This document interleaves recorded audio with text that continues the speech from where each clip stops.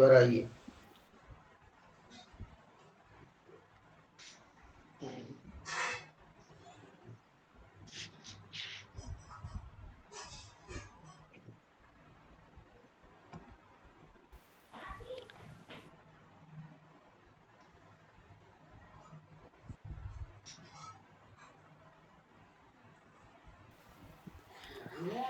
सभी साधक अपनी कमर और गर्दन सीधी करें। 3 बार दीर्घ ओम का उच्चारण। ओम।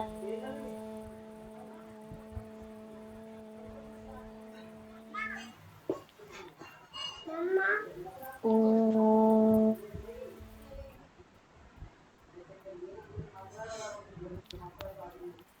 ओम।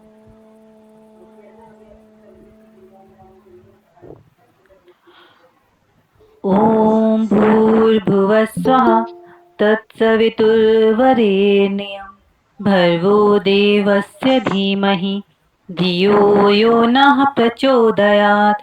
ओम त्र्यंबकं यजामहे सुगंधिं पुष्टिवर्धनम् उर्वारुकमिव बन्धनात् मृत्योर्मोक्षेमामृतात्। ओम योगेन चित्तस्य पादेन वाचा मलं शरीरस्य च वैदिकेन योपाकरोतं प्रवरा मुनिना पतञ्जलि प्राञ्जलिनाथोऽस्मि। ॐ सहना भवतु सहनो भुनक्तु सह वीर्यं करवावहे तेजस्विनावदितमस्तु मा विद्विषावहे। ॐ असतो मा सद्गमय तमसो मा ज्योतिर्गमय मृत्योर्मामृतं गमय। ओम शांति शांति शांति।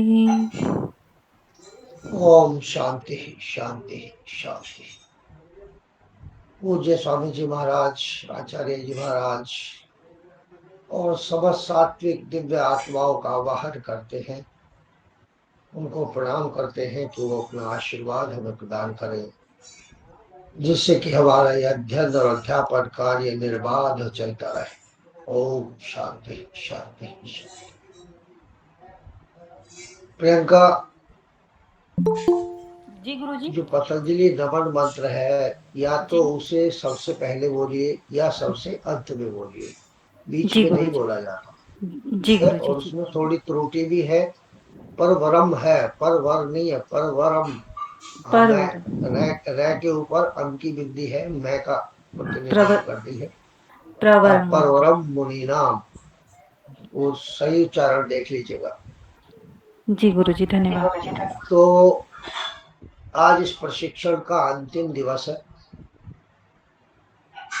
मुझे नहीं मालूम किसने कितना सीखा, किसको ये प्रशिक्षण कैसा लगा।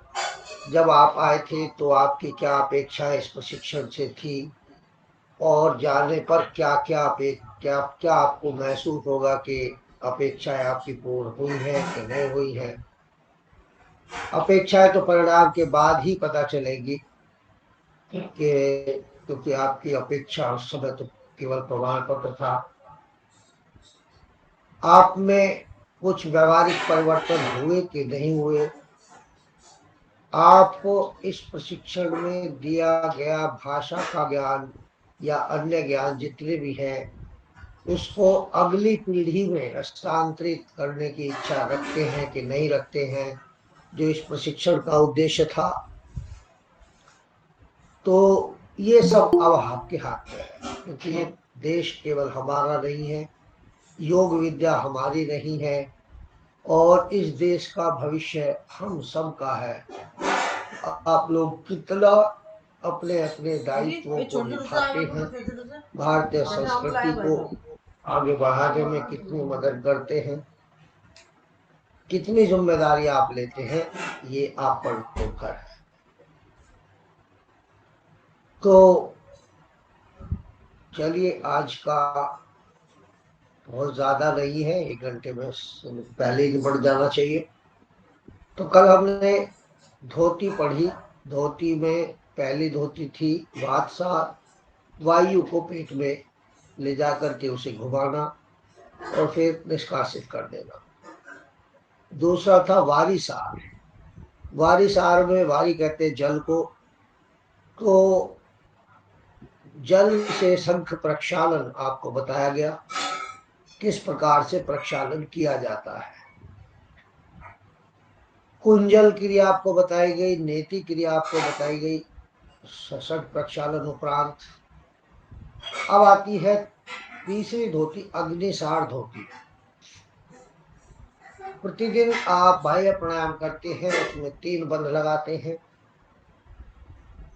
मूल बंध, उड्डयन बंध और जलंधर। ये 3 बंध लगाते हैं और उसी का दूसरा भाग है अग्निसार क्रिया। अग्नि अर्थात जठर अग्नि से अर्थ है यहाँ पर। सार, सार का अर्थ होता है तत्व, और धोती अर्थात धोना। तो इस क्रिया के करने से हमारी जठर अग्नि प्रदीप्त होती है। बहुत सारे लाभ इसके हैं, वो आगे बताएंगे। तो जिस क्रिया से जठर अग्नि को तीव्र करके पाचन शक्ति को बढ़ाया जाता है, वह अग्निसार क्रिया है।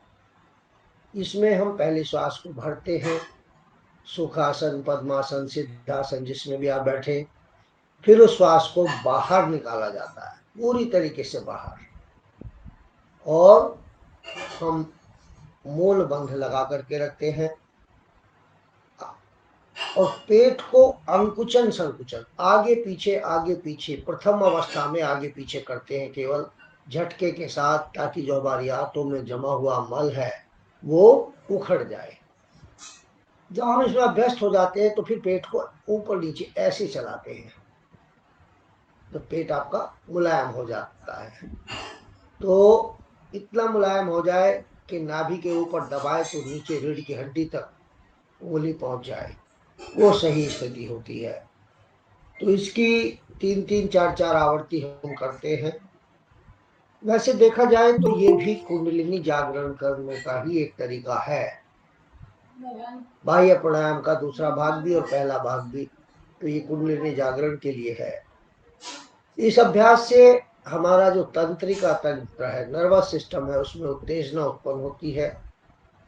हृदय संस्थान में रक्त परिसंचरण, श्वसन तंत्र, इन सब पर प्रभाव पड़ता है। इसलिए यह अभ्यास हृदय रोगी, हाई बीपी, पेट व आमाशय में जिनके नासूर हो, हर्निया हो, दमा रोगियों के लिए वर्जित है।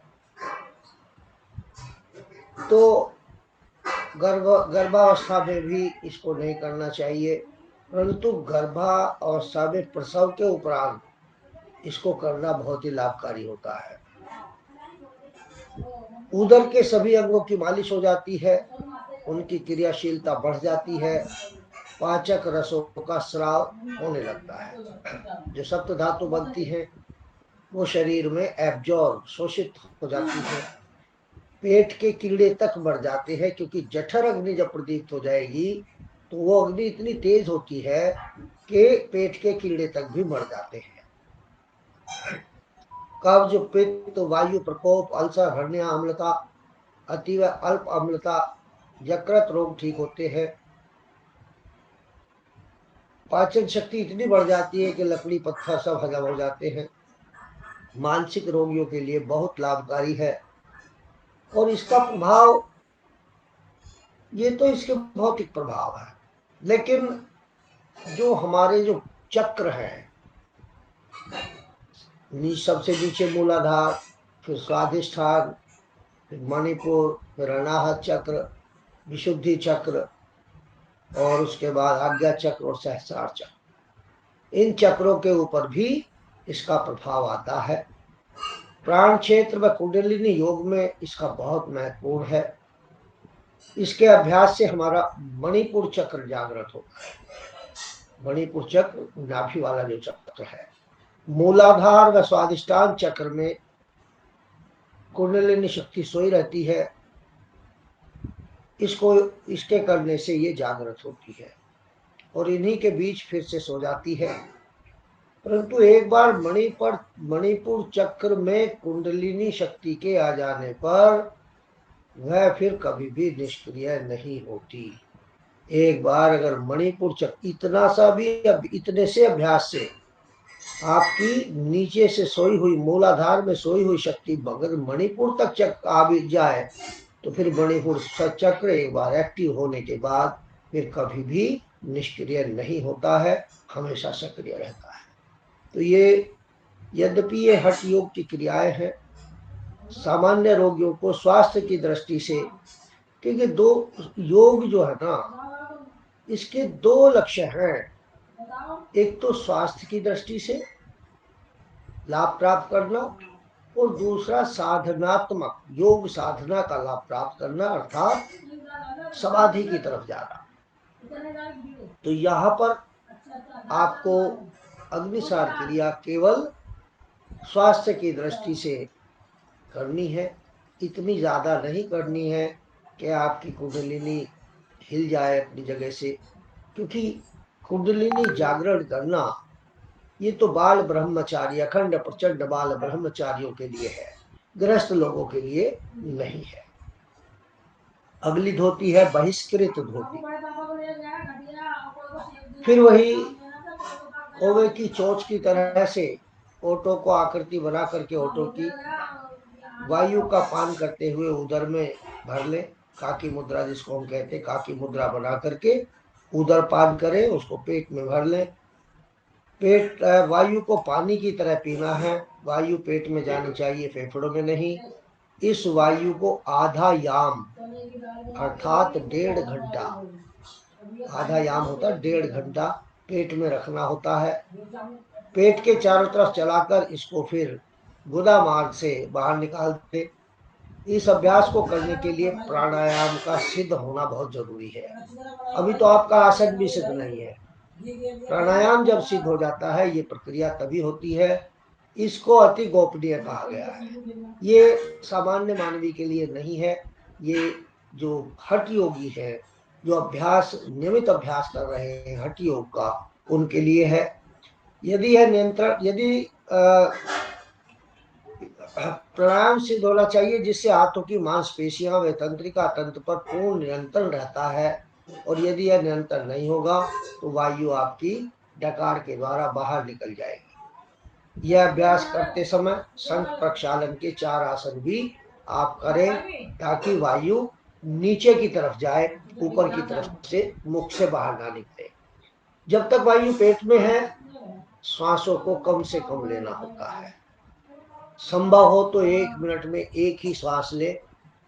शंख प्रक्षालन के आसनों से वायु नीचे की तरफ जाती है और उसके बाद फिर हमें शौच जाना चाहिए, टॉयलेट जाना चाहिए।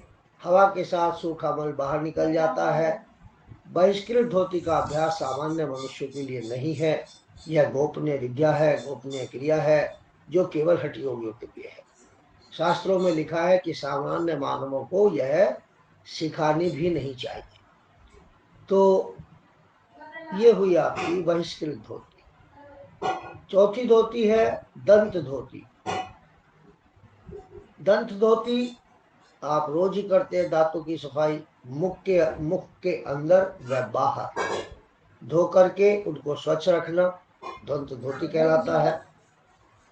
इसको 4 भाग में बांट सकते हैं कि दंत मूल। कुछ लोग दांत साफ करने भी नहीं जानते, वो ब्रश को हॉरिजेंटली चलाते हैं, जबकि ब्रश ऊपर से नीचे वर्टिकली हमको प्रयोग करना चाहिए। तो दंत मूल जड़ों तक, जहां दांतों की जड़ें हैं वहां पर जो मसूड़े हैं वो यदि मजबूत होंगे तो दांत कभी भी हिलेंगे नहीं, कभी भी कोई परेशानी। तो दंत मूल हमें उनकी सफाई रखनी है। जिह्वा मूल, जिह्वा को भी भीतर तक साफ करना होता है। कर्ण रंध्र, कानों को स्नान करते हुए छोटी उंगली को कान के अंदर डालें, इसको तेजी से दबा करके रगड़ के घुमाएंगे तो आपके जो इससे जो मांसपेशियों में अंकुचन संकुचन होगा उससे आपको लाभ मिलेगा। फिर है महत्वपूर्ण कपाल रंध्र। हम जानते ही नहीं है कपाल रंध्र, यानी कि यहाँ पर सहस्रार चक्र के ऊपर जो कपाल रंध्र है, एक छिद्र होता है जिससे बाह्य पिंडों से, बाह्य शक्तियों से, अदृश्य शक्तियों से हमारा संपर्क बनता है। तो यह कपाल रंध्र, तो हाथ में पानी का, हाथ को कप की तरह बनाए, इसमें पानी डाल करके इसको यहाँ पर इस तरीके से प्रतिदिन हमको करना चाहिए, तो ये ताकि ये कपाल रंध्र बंद ना हो किसी भी तरीके से। ठीक है, तो कपाल रंध्र जो है ये खुला रहना चाहिए। दांत मसूड़ों को अच्छी तरह सफाई करना चाहिए, दंतमूल धोती कहलाती है। इसके लिए कत्थे का रस और चिकनी मिट्टी दंतमूल की सफाई और मालिश की जाती है। ये पुराना तरीका है। आज के तरीके में हमारे यहाँ दंत कांति पेस्ट इसके लिए अच्छा है। और आपको हम बता दें कि ये हमारा नहीं कहना, पतंजलि का कहना, पतंजलि योग संस्थान का कहना नहीं है। विश्व की जो सबसे ऊंची संस्था है, जो किसी भी वस्तु की गुणवत्ता चेक करती है, उसका कथन है कि दंत कांति से सुरक्षित और अच्छा पेस्ट दूसरा है ही नहीं। लोग क्या कहते हैं, अभी पेप्सो वो सेंसोडाइन वो अभी इतना तीखा आ गया था कि उसकी गुणवत्ता पर प्रश्न उठा, उस पर मुकदमा भी हुआ है।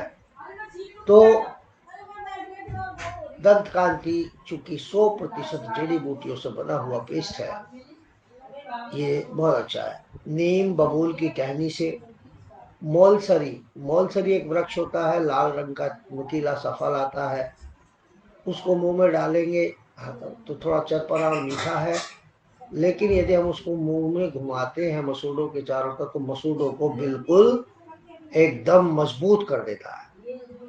तो बबूल की टहनी, नीम की टहनी, सरसों का तेल, नमक से भी इसको क्या किया जा कहते सकता हैं, है। ये जो मसूरों को ठीक कर देता है? मोल मोलसरी, मोलसरी मोलसरी जी। है तो अभी। दिन में आजकल फल आया हुआ है, मेरे यहाँ पार्क में रखी है, लगी है।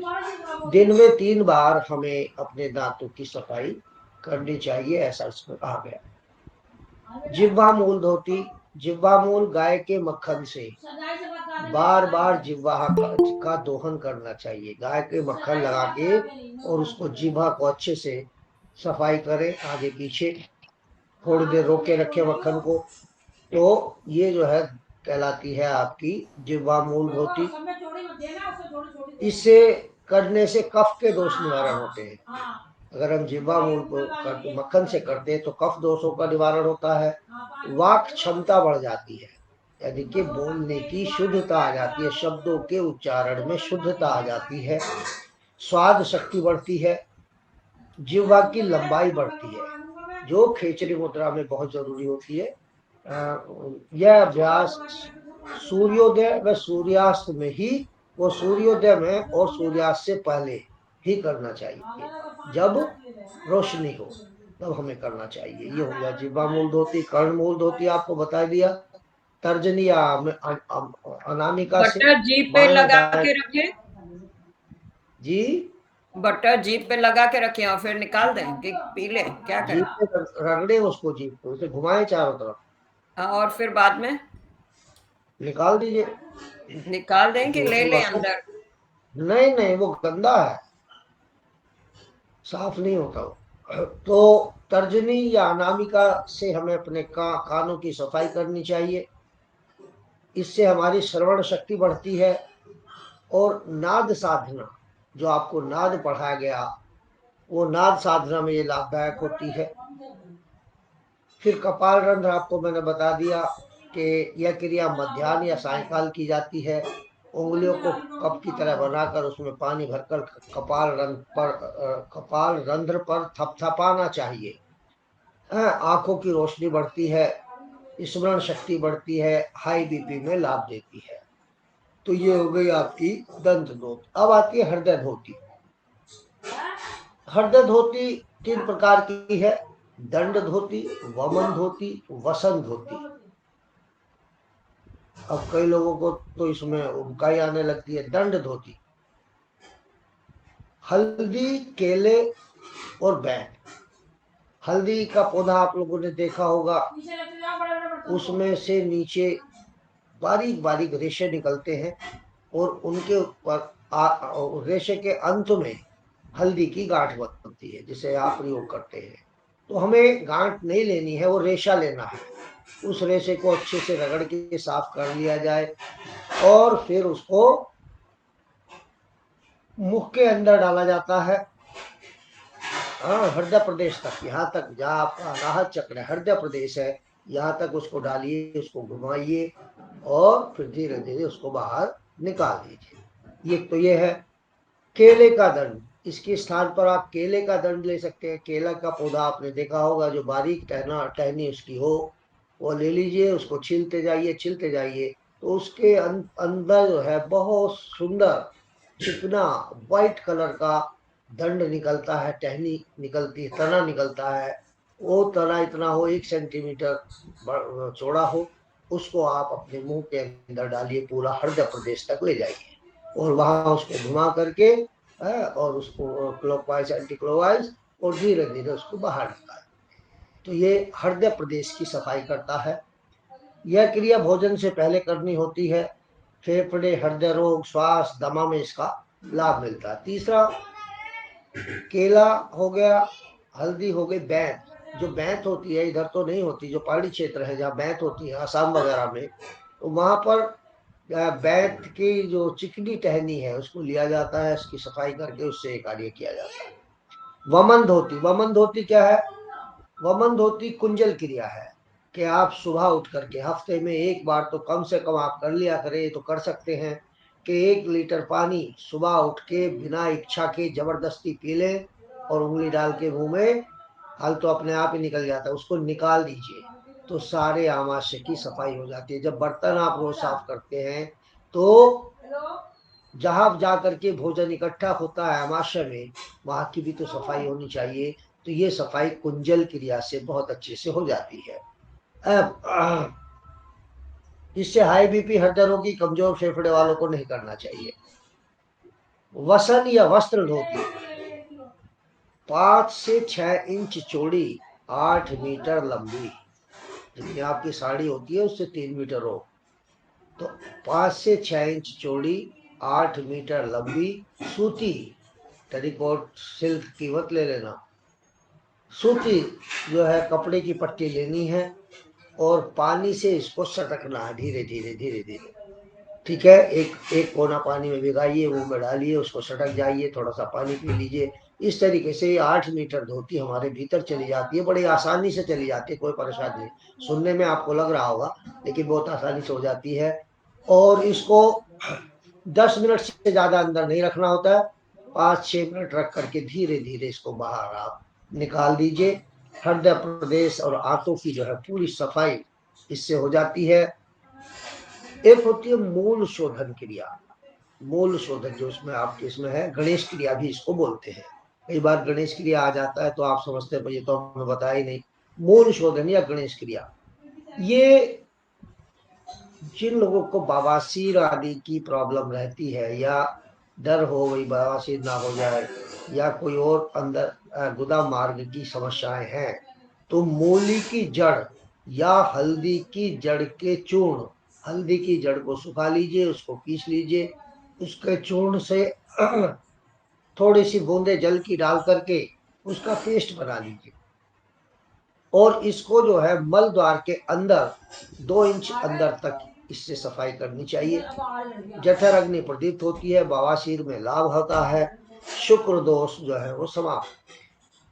तो ये हो गया आपका गणेश क्रिया। अब आती है वस्ती। वस्ती 2 प्रकार की है, जल वस्ती और शुष्क वस्ती। स्थल वस्ती भी कहते हैं, शुष्क वस्ती भी कहते हैं, पवन वस्ती भी कहते हैं। जल वस्ती तो एक प्रकार का एनीमा है। आजकल एनीमा है, उस जमाने में एनीमा नहीं होता था। चिकनी नली मल द्वार के अंदर डालकर पानी अंदर भरा जाता है। पहले तो चिकनी एक नली डाल करके नदी के जल में बैठाया जाता था और पानी अंदर प्रवेश कर जाता था। तो अब जो है उसकी जगह एनिमा आ गया है। बात अब एक तो सिंपल जल हो गया, एक हम औषधीय जल का प्रवेश कराते हैं। जिनको जिस तरह का, अगर मान लिया किसी को कल अंदर की तरफ इन्फेक्शन है या कोई घाव हो गया है या खूनी बवासीर है या पाइल्स है, तो उनको विभिन्न औषधियों की वस्ती कराई जाती है और जो बहुत ही लाभदायक सिद्ध होती है। स्थल वस्ती क्या है? ये तो शुष्क, ये जल वस्ती हो गई। स्थल वस्ती या शुष्क वस्ती, पश्चिमोत्तान आसन में बैठकर हम मूलाधार को ताड़ित करते हैं, यानी कि हम मूल बंध को अंदर की तरफ खोलते हैं, बंद करते हैं, अंकुचन संकुचन किया जाता है, जिससे जो आपकी अश्वनी मुद्रा है ना, आपको आदरणीय राजेश अग्रवाल जी ने बताई होगी। अश्वनी मुद्रा, अश्व नाम से बनी है अश्वनी। अश्व कहते हैं घोड़े। तो घोड़ा जब मल त्याग करता है उसके बाद वो अपने गुदा मार्ग को अंकुचित संकुचित करता है। तो वही चीज अश्वनी मुद्रा में है कि अश्वनी मुद्रा में भी हम ध्यान को एकाग्र करके मूलाधार पर उसे हाथों के ऊपर बल दे करके थोड़ा सा शरीर को ऊपर उठाने का प्रयास करें और मूलाधार को ताड़ित करते हैं। तो ये अश्वनी मुद्रा है। ये देखिए, कहने सुनने में बड़ी अजीब सी लगती है चीजें, लेकिन आप ये सोचिए कि यदि ये जो वाल्व है, ये जो इसकी रोकने की क्षमता है, ये कमजोर पड़ जाए तो फिर मल जो है वो रोक नहीं पाएंगे। और यही रोग होता है भगंदर रोग। भगंदर रोग में रोगी को नियमित डिस्चार्ज होता रहता है मल का। तो कितना भयानक घिनौना रोग है। तो ऐसे रोगों से बचने के लिए ये क्रियाएं की जाती है, स्थल वस्ती या अश्वनी मुद्रा। नेति दो प्रकार की है, जल नेति और सूत्र। जल नेति कल आपको बताई गई थी कि दाई नासिका से डाली, मुंह थोड़ा खोल के रखते हैं हाथ से और गर्दन झुका के रखते हैं, यहाँ से डालेंगे, बाई नासिका से नहीं निकल जाएगा।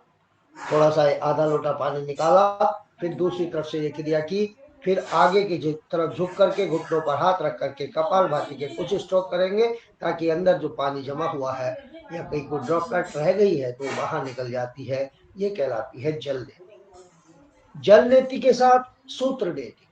फिर हम नासिका के अंदर से एक धागा होता है, आजकल तो रबर आ गई है, तो रबर डालते हैं, आमतौर पर हम कराते हैं इसको, यहाँ डालते हैं और मुंह के अंदर आ जाती है, मुंह के अंदर से उसको पकड़ लेते हैं। अब एक हिस्सा नाक से बाहर है, एक मुंह से है, तो इसको आगे पीछे ऐसे चलाते हैं। तो ये जो लोग कहते हैं ना डॉक्टर एलोपैथी वाले कि हड्डी बढ़ गई है नाक की, कुछ नहीं होता, हड्डी नहीं बढ़ती है। 80 साल में हड्डी बढ़ जाएगी क्या? नहीं बढ़ती। 60 साल के में नहीं बढ़ती। तो ये मांस बढ़ जाता है।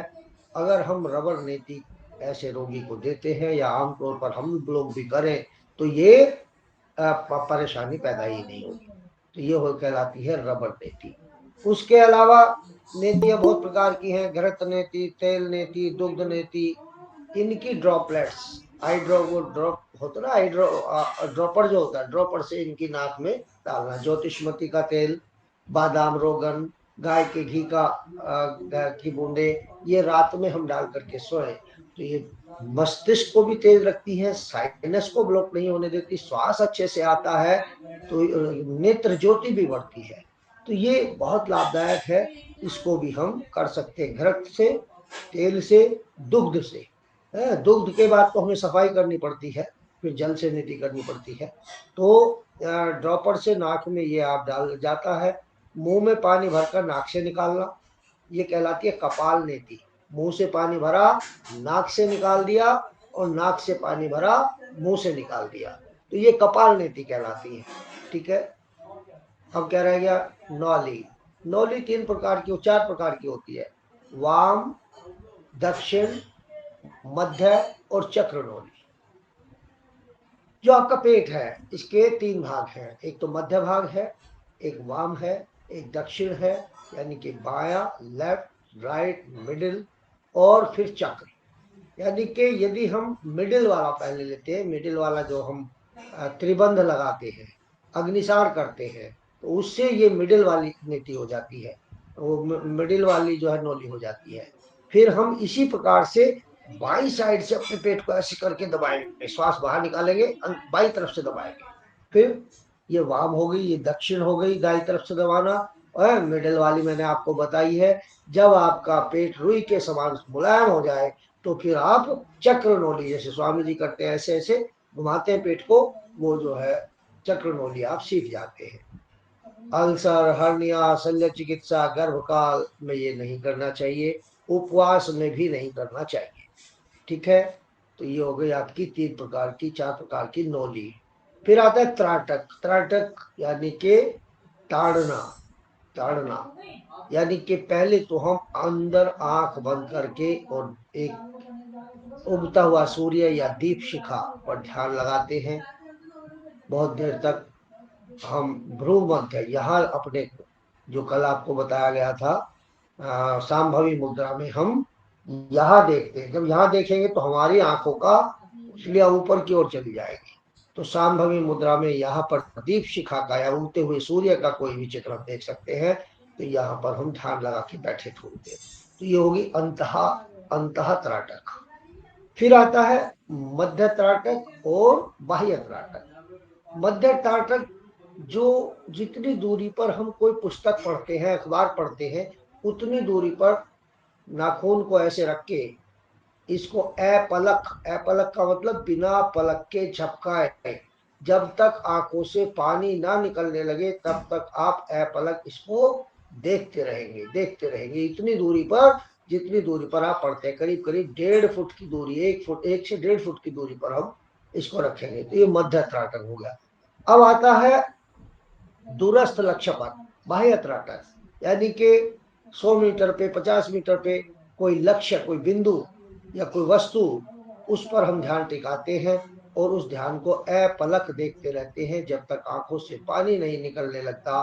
तो ये हमारा कहलाएगा दूरस्थ अर्थात बाह्य त्राटक।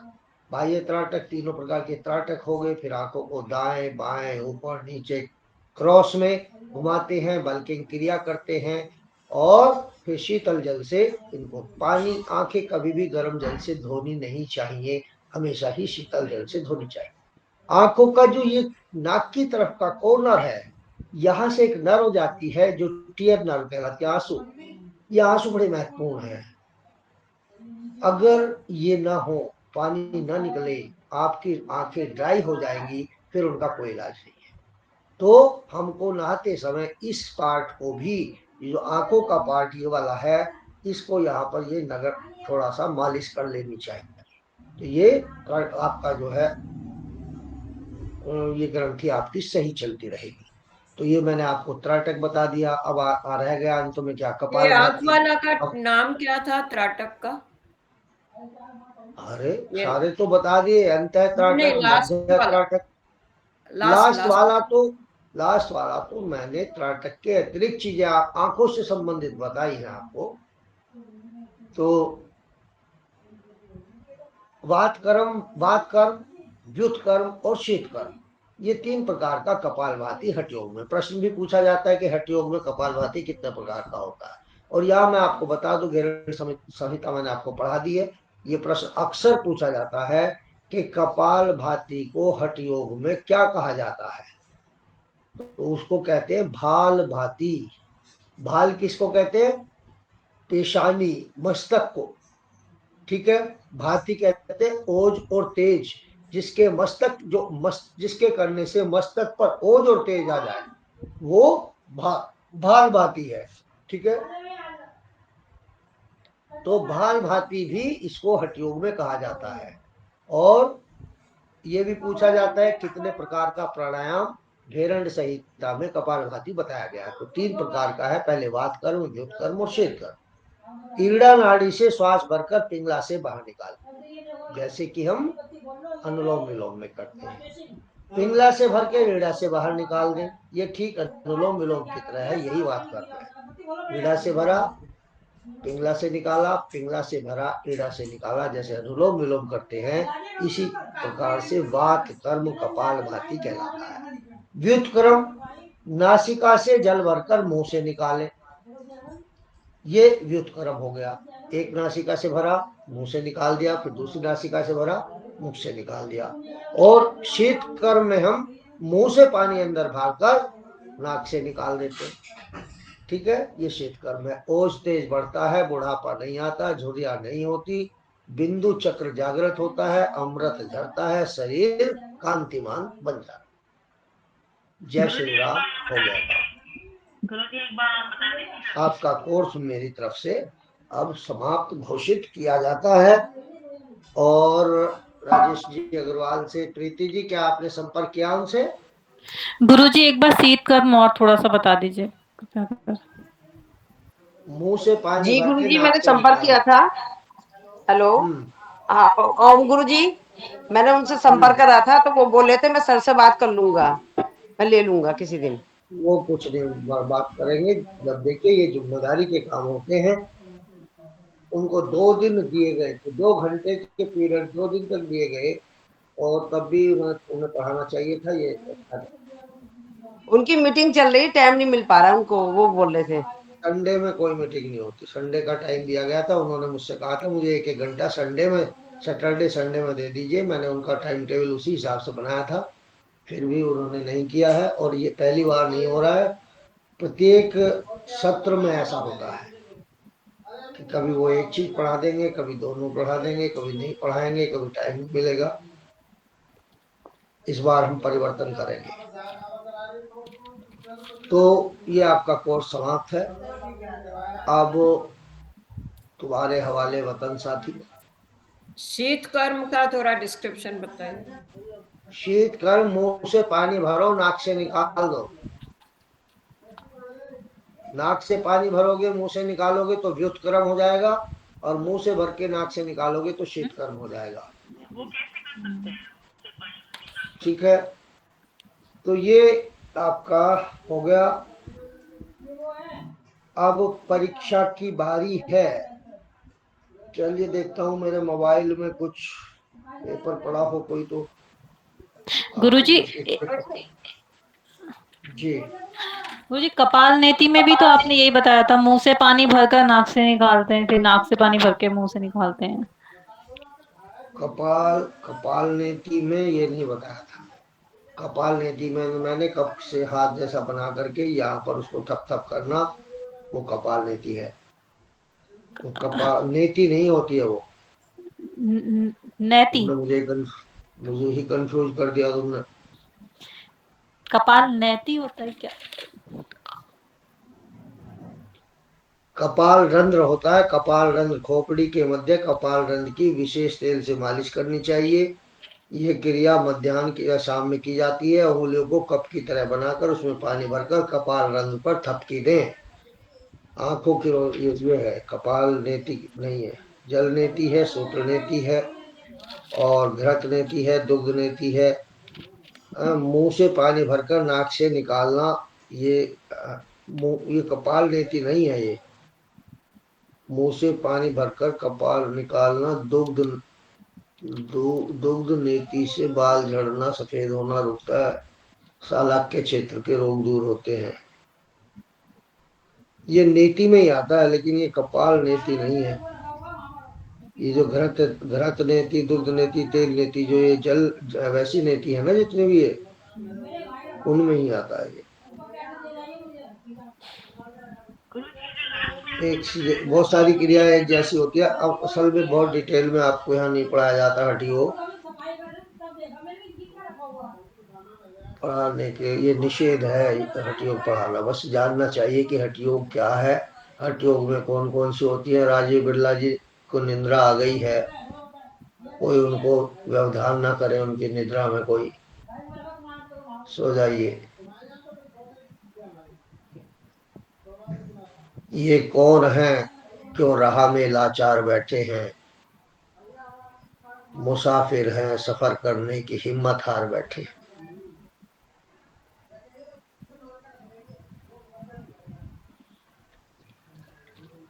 तो एग्जाम पेपर, मैं देखता हूँ आपको कोई एग्जाम पेपर करा दिया जाए जब हमारे पास समय है थोड़ा। गुरुजी स्वर ज्ञान जो मतलब कराया जाएगा, उसमें से कितने क्वेश्चंस आ जाते हैं लगभग? हाँ, वो भेज देता हूँ, मैं आपको बता भी देता हूँ। सर स्वर ये ज्ञान में से क्वेश्चन तो दोनों में से उसमें से आते हैं, क्या नाम है, 2 नंबर के तो उसमें आते हैं, 2 नंबर के इसमें से आते हैं। लेकिन जब आपको पढ़ाया ही नहीं गया तो पेपर में क्या आएगा, क्योंकि प्रश्न तो उन्हीं को बना के भेजने हैं। अपने अपने अपने विषय के प्रश्न सभी भेजते हैं राज्य कार्यालय को। राज्य कार्यालय उनको डब्बे में डाल के हिला देता, डब्बा सब मिक्स हो जाते हैं। फिर कौन से निकालेगा, कौन से पेपर में रखेगा, ये उनका काम है। तो वो नंबर आपको मैं अभी बताता हूँ, कहीं कल लिखे थे। हाँ ये है, मैं वैसे तो इसकी कॉपी वो भेज दूंगा फोटोस्टेट। योग का इतिहास 2 नंबर, योग की परिभाषा 2 नंबर, वेद उपनिषद पुराण 4 नंबर, पांचों दर्शन से एक एक प्रश्न आएगा 5 नंबर। ये भी हो सकता है कि 5 नंबर का एक ही दर्शन से आ जाए, या पांचों दर्शन से एक एक नंबर का, 5 नंबर के दर्शन है। योग दर्शन अलग है। योग दर्शन 15 नंबर से लेकर के 20 नंबर, अष्टांग योग से 6 नंबर, हठ योग से 5 नंबर, पंच प्राण, पंच कोश, पंच महाभूत और चक्र इनसे 6 नंबर, प्रमुख योगी 2 नंबर, गीता में योग का तत्व 2 नंबर, शरीर के विभिन्न जो तंत्र हैं 10 नंबर, आयुर्वेद सिद्धांत और विज्ञान की कसौटी पर योग 15 नंबर, मनोविज्ञान 2 नंबर, शिक्षण कला व संवाद कला 2 नंबर, मुद्रा विज्ञान 4 नंबर, मर्म चिकित्सा एक्यूप्रेशर 4 नंबर, प्राकृतिक चिकित्सा 4 नंबर, पतंजलि योगपीठ और उसके प्रकल्प 5 नंबर। इस प्रकार से ये जो है 100 नंबर के आपका पेपर आएगा। ठीक है, मैं इसको ग्रुप में डाल दे तो। हाँ मैं इसको ग्रुप में डाल दूंगा, तो आप इसका अवलोकन कर लीजिएगा। ठीक है, चलिए अब कुछ एग्जाम पेपर कर लेते हैं, जब समय हमारे पास बचा है, और समय का ही सदुपयोग सब कुछ है। मेरे फोन में पड़े होंगे कुछ पेपर।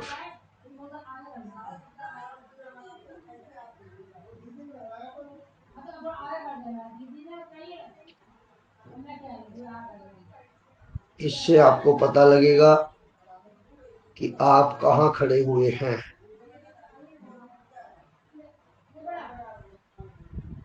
संख्या 11।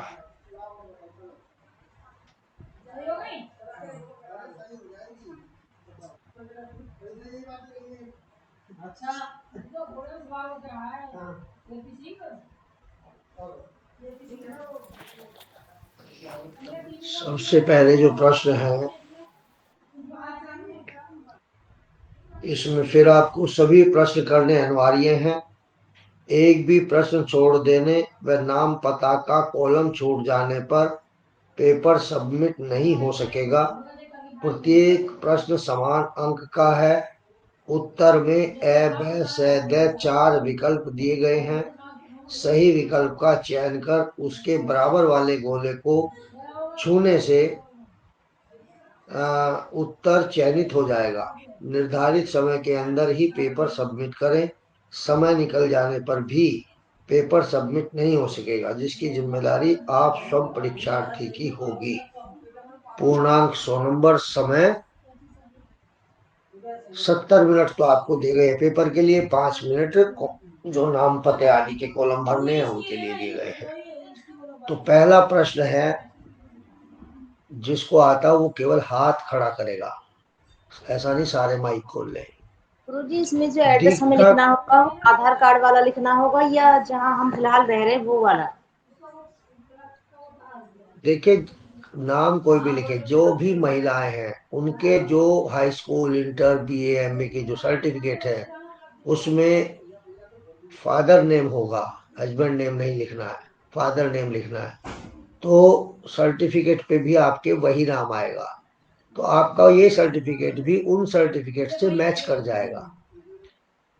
ठीक है, और अगर हस्बैंड नेम लिखते हैं और एड्रेस भी अलग लिखते हैं तो वो उन सर्टिफिकेट से ये सर्टिफिकेट बिल्कुल अलग हो जाएगा, फिर इसमें कंफ्यूजन पैदा होगा।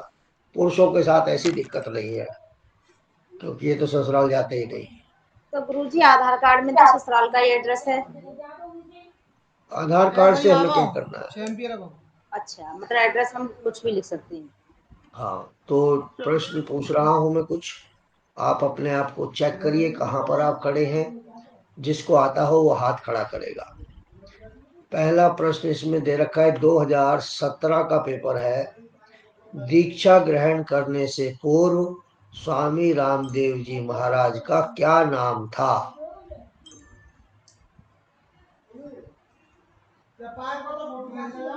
आरती जी बताएंगे। गुरुजी इनका नाम रामलाल यादव था। रामलाल यादव तो कभी नहीं रहा उनका नाम। Any more? कोई और? गुरुजी ऑप्शन दे दीजिए। जी, वर्षा जी। नहीं, उनका नाम था राम किशन। यादव भी नहीं था, लिखते थे केवल राम किशन। स्वामी, दूसरा प्रश्न, स्वामी रामदेव जी महाराज को संन्यास दीक्षा किस गुरु ने दिलवाई? किस गुरु ने उन्हें संन्यास दीक्षा दिलवाई?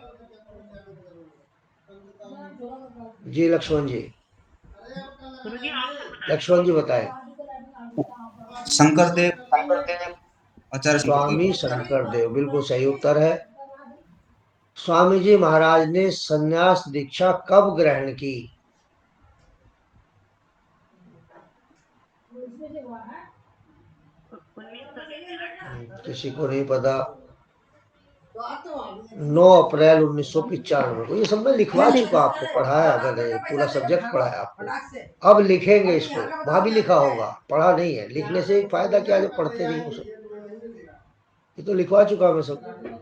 आचार्य श्री बालकृष्ण जी की माता श्री का क्या नाम है?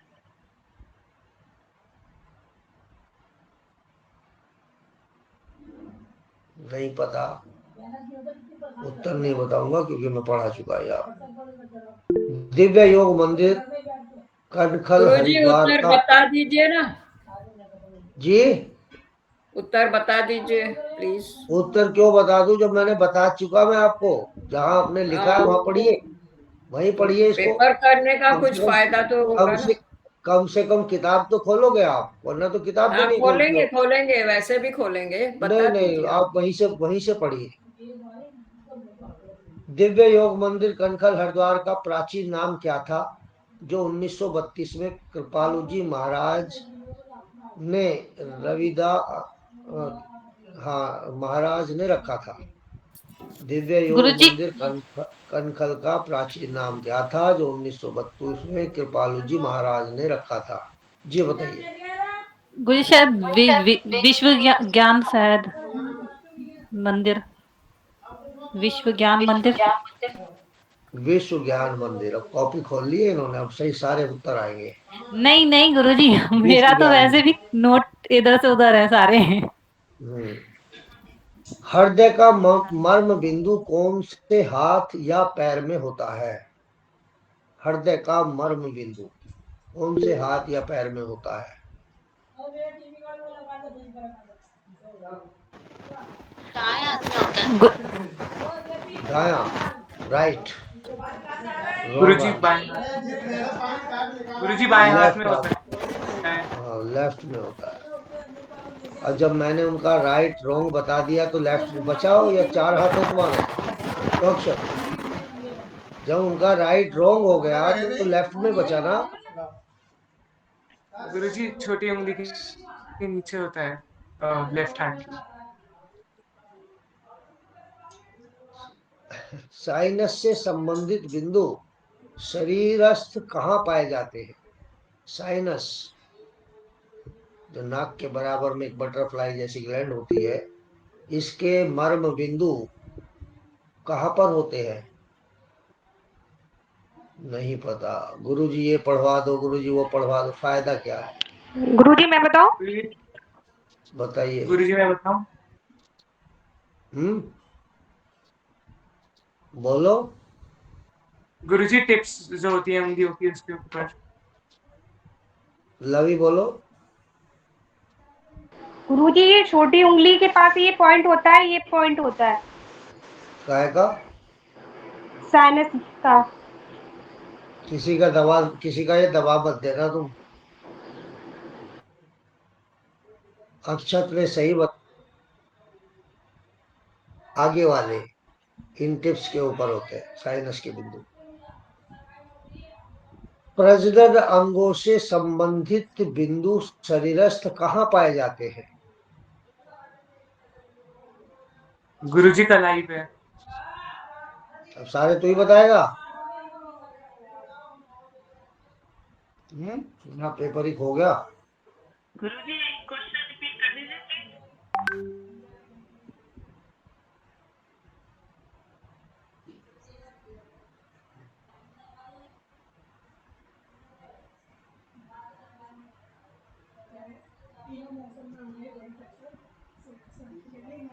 गुरुजी आपका आवाज नहीं आ रहा। मेरा आवाज जब तो आएगा जब मैं बोलूंगा। प्रजनन अंगों से संबंधित बिंदु शरीरस्थ कहाँ पाए जाते हैं? कौन से रोग? जी बोलिए। नहीं समझा। अक्षत माइक बंद रखो।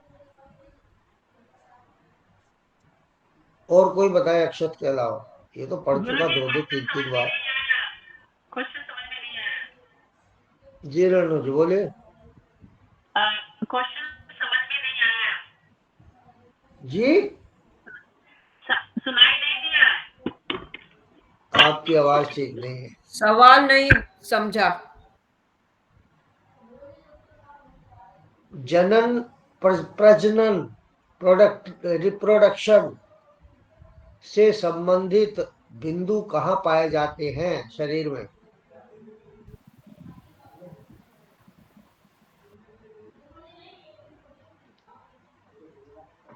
नहीं पता। बताऊंगा मैं भी नहीं, क्योंकि तुम पढ़ोगे ही नहीं।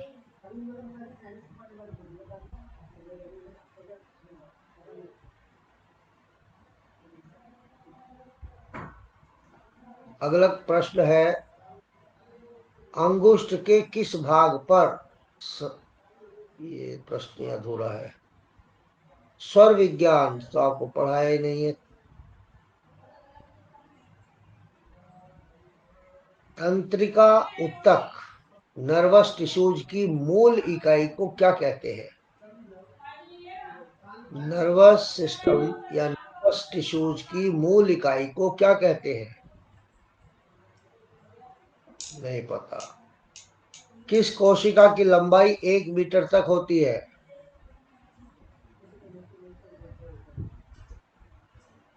नहीं पता। लैंगरहैंस द्वीपिकाएं कहाँ पाई जाती हैं?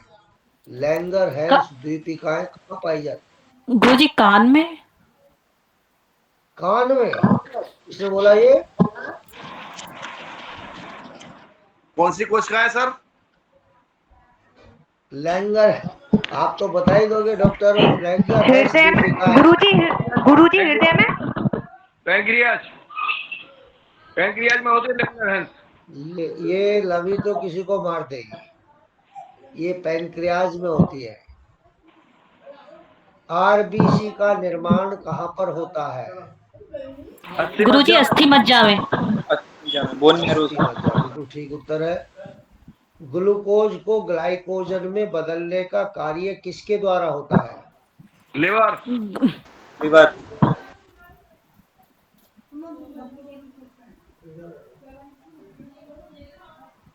नेफ्रॉन किस अंतःस्रावी ग्रंथि की सूक्ष्मतम इकाई है? नेफ्रॉन किडनी की। मधुमेह रोगी में निम्न में से कौन सा लक्षण पाया जाता है? भूख में कमी, प्यास का कम लगना, अनिद्रा, पेशाब जल्दी जल्दी आना। टॉयलेट जल्दी जल्दी आना। टॉयलेट जल्दी जल्दी आना। मानव रक्त का पीएच की दृष्टि से मानव रक्त पीएच की दृष्टि से सामान्य होता है। क्षारीय, अम्लीय, न्यूट्रल, कोई नहीं। न्यूट्रल। नहीं न्यूट्रल नहीं होता, क्षारीय होता है। क्षारीय होता है। मानव हृदय कितने चैम्बर्स में बटा होता है? 4 चार चार। 4 यौन कोशिका सेक्स सेल में क्रोमोसोम की संख्या कितनी होती है? 23 हाँ 32 32।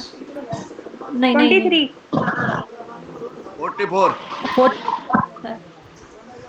44 23 सर। नहीं सर, 23 44 करोगे तो वो गड़बड़ हो जाएगा।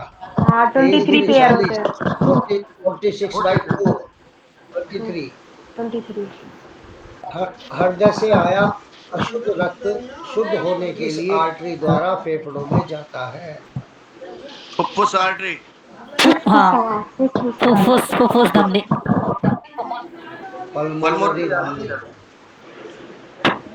कौन सी ग्रंथि वाहिका रहित डक्टलेस है? निम्न में से कौन सी ग्रंथि डक्टलेस है? थायराइड, एड्रिनल, पीनियल, लार ग्रंथि। गुरुजी समझ में नहीं आया। लार ग्रंथि वैसे तो लार ग्रंथि है गुरुजी। रक्त रहित है ना। लार ग्रंथि है। गुरुजी क्वेश्चन समझ में नहीं आ रहे क्योंकि अब सबने माइक ऑन हो गए हैं सबके। माइक बंद कर दीजिए आप। तो इतने प्रश्नों से आपको पता लग गया होगा कि आपके कितने नंबर आने वाले हैं। ठीक है। गुरुजी मेरे को तो प्रॉब्लम है, वो हिंदी नहीं समझने में आ रही है। अब फिर क्या होगा क्वेश्चन आपका? समझने में नहीं आ रहा है। अब ये तो गलती आपकी है ना, मातृभाषा आपको नहीं आती है। आज गुरुजी मतलब मातृभाषा आती है लेकिन ये मेडिकल टर्म्स तो नहीं आते हैं हिंदी में, वो तो इंग्लिश मेडिकल में टर्म्स पढ़ाए तो गए। वही है। मेडिकल टर्म्स अंग्रेजी में भी वही है, हिंदी में भी वही है। अप्राकृतिक अननेचुरल मीडियम से मनुष्य को लगातार ऑक्सीजन देने से शरीर में ऑक्सीजन की कॉन्सेंट्रेशन बढ़ जाती है। तो इनमें निम्न में से कौन सा रोग हो सकता है? त्वचा पर चकत्ते, कानों में साए साए की आवाज, आंखों में जलन, आंखों के लेंस का कठोर हो जाना। त्वचा पर चकत्ते। कानों से साए साए की आवाज, आंखों का लेंस का कठोर हो जाना। सब चारों बता देंगे। ये कितनी खुश हो रही है लवी, गुरु जी को बेवकूफ समझ रही है। जब 3 औरों ने बता दिया, एक बचा वो मैं बता देती हूँ। आंखों के लेंस कठोर हो जाते, खाड़ हो जाते। सालाक्य तंत्र किन अंगों से संबंधित है? सालाक्य तंत्र शरीर में किन अंगों से संबंधित है? गुरु नाक कान। ENT, ear nose trachea. ये जो डॉक्टर होते हैं ना ENT वाले, ये सालाक्य तंत्र कहलाते हैं। अगध तंत्र का आयुर्वेद में किसकी चिकित्सा की जाती है? अगध तंत्र आयुर्वेद में किसकी चिकित्सा की जाती है? गुरुजी अगदी नहीं समझ में आया। अगध विष चिकित्सा, अम्ल से हानि होने पर, रासायनिक प्रभाव होने पर, उर्वरक से हानि होने पर।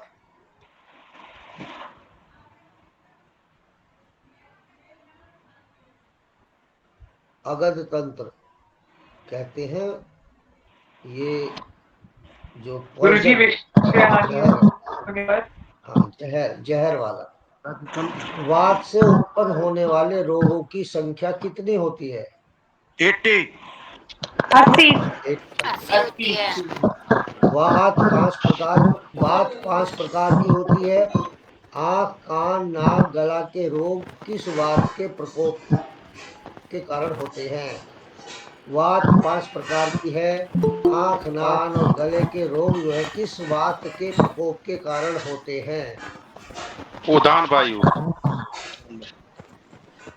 उदान वायु बिल्कुल सही उत्तर है, क्योंकि उदान वायु ही यहाँ से लेकर कंठ से लेकर के ऊपर तक कार्य करती है। ग्रहण देखिए, वायु से संबंधित जो भी प्रश्न है तुरंत ये देखिए कि इस क्षेत्र में कौन सी वायु कार्य करती है, वही उत्तर होगा।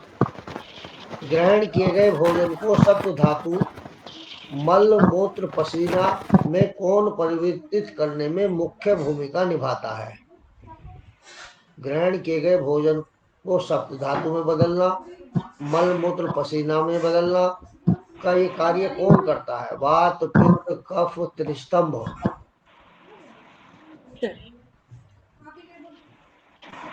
कुछ करता है गुरुजी।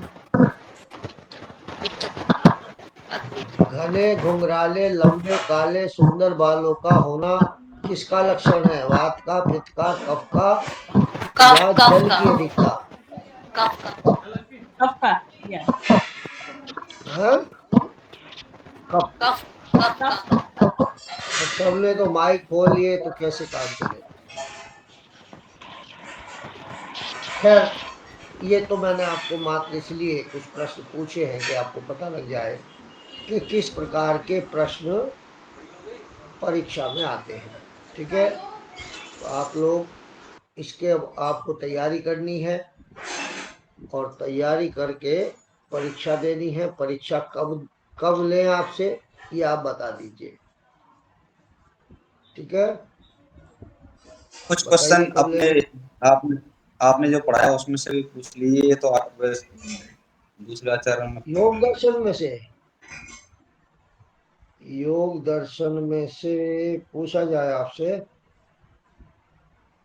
एक मिनट में आपका ये वाला भेज देता हूँ।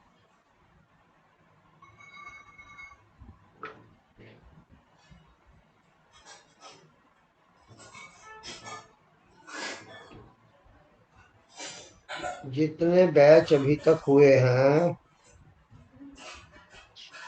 उनमें सबसे कम स्पीड है इस बैच की ग्रेस्पिंग करने की। योग दर्शन से प्रश्न आपसे पूछ लिया जाए, क्या पूछा जाए? अनुशासनम का क्या अर्थ है?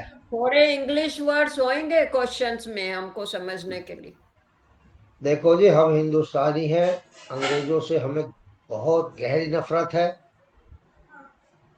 हमने मेरठ में 1857 की क्रांति में सब खाली कर दिए थे, काट डाले थे। आज भी उनकी खबरें हम मेरे भी घर के आधा हिंदुस्तानी है किलोमीटर। गुरुजी, हिंदुस्तानी है।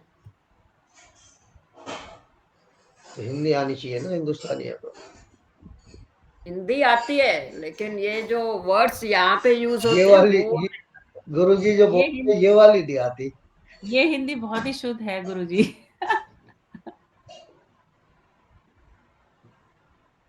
अर्थ योगानुशासनम में अनुशासनम का क्या अर्थ है?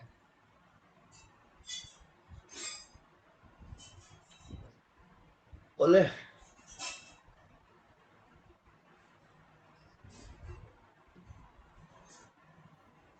अनुशासन तो डिसिप्लिन होता है ना। डिसिप्लिन तो होता है, अनुशासन का होता है अनुशासनम। आपको क्या पढ़ाया गया? अथ योगानुशासनम पहला ही सूत्र है योग दर्शन का। उसमें बताया था अथ अथ का अर्थ होता है होना, योग का अर्थ होता है समाधि, अनुशासनम का अर्थ है कि समाधि के लक्षण, भेद, प्रकार और परिणाम क्या है, ये अनुशासनम है। दूसरा सूत्र है योगश्च चित्तवृत्ति निरोधा। तो अब चित्त पे ही बहुत सारे प्रश्न बनते हैं। पहला प्रश्न आपसे मैं पूछूं कि हमारे पंच कोशों में से जो चित्त है ये किस कोश का भाग है? चित्त मन मनोमय कोश ऊपर का भाग। मैंने कोश पूछा है, किस कोश में रहता है ये चित्त? अन्नमय कोश। मनोमय कोश। मनोमय कोश सही उत्तर है। आनंदमय कोश ये नहीं है बहन जी, आप गलत बता रही है। आनंदमय कोश में किसकी उपस्थिति रहती है?